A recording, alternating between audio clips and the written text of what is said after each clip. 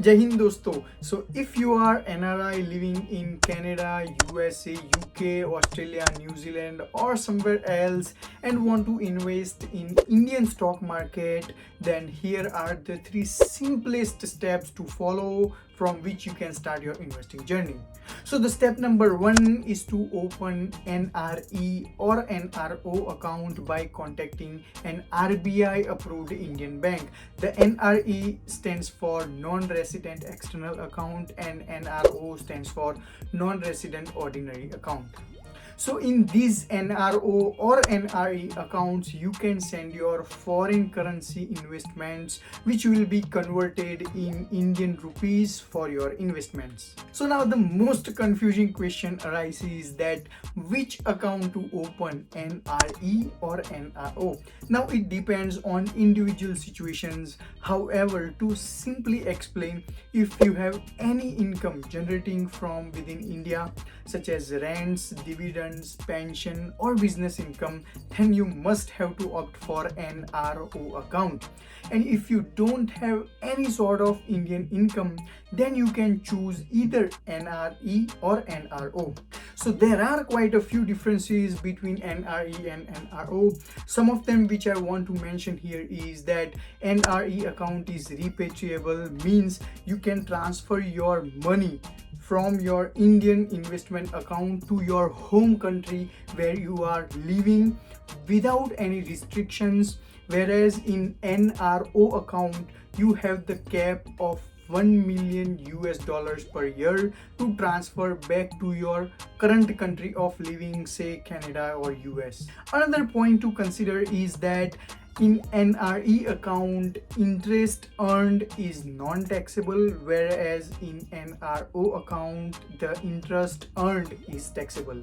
So I don't want to waste your time, so please find the link in the description to read more about the differences between NRE and NRO account. And let's jump to the second step. So the second step is that you have to enable your NRE or NRO account which you just opened in step number 1 to invest in the Indian stock market. And the enabling of those NRE or NRO account can be done by opening PIS account, which stands for Portfolio Investment Scheme, which is nothing but receiving the permission letter from RBI, which is again in most cases handled by your bank where you already have your NRE or NRO account. One thing to note is that you can avoid this step number 2 of opening your PIS account if you have the NRO account and you opt for non-PSI.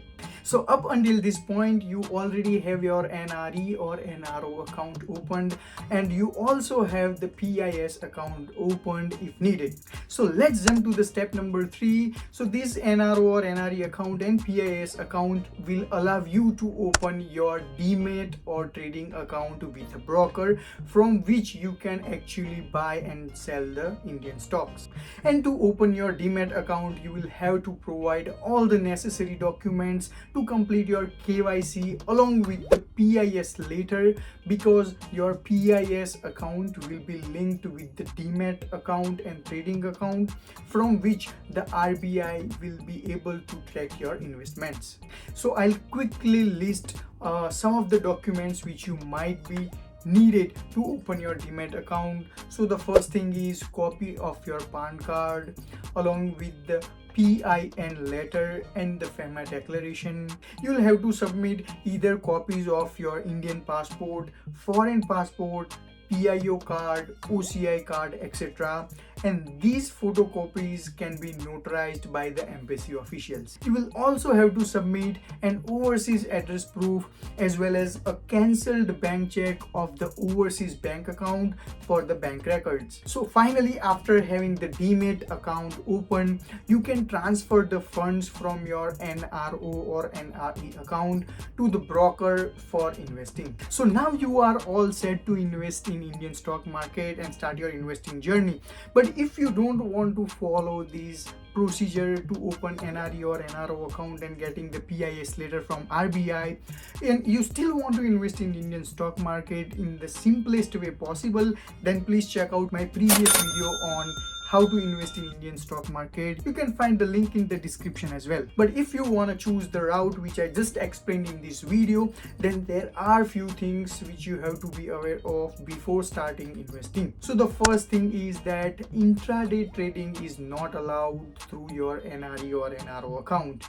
The second thing which you have to keep in mind is there are some limitations on where you can invest your money and how much. For example, you cannot invest in commodities, currency derivatives, post office schemes, and some other things. Now the third thing is that consider the capital gain tax in your investment calculations.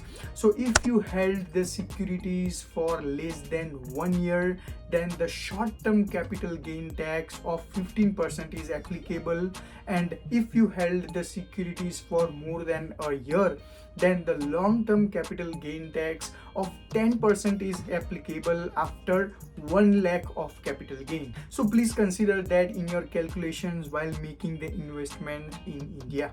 And the last point, which is very important, is that don't miss the opportunity to invest in Indian future, because the next 2 to 3 decades will be India's decades, and make sure to be a part of the success.